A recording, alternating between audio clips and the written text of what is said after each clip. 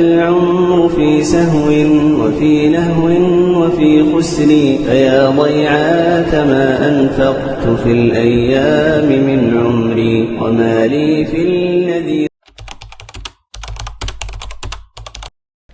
المسألة العاشرة الحقن المغذية، وهذا اللي ذكرتها أنا قبل قليل، وهي مثل الجلوكوز هذا المغذي، فهذا له حكم الأكل والشرب، ولذلك من يعني مرض وأخذ الجلوكوز حال صومه فإنه يكون قد أفطر ويقضي هذا اليوم.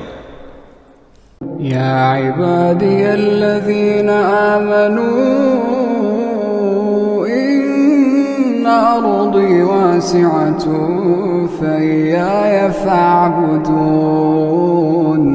كل نفس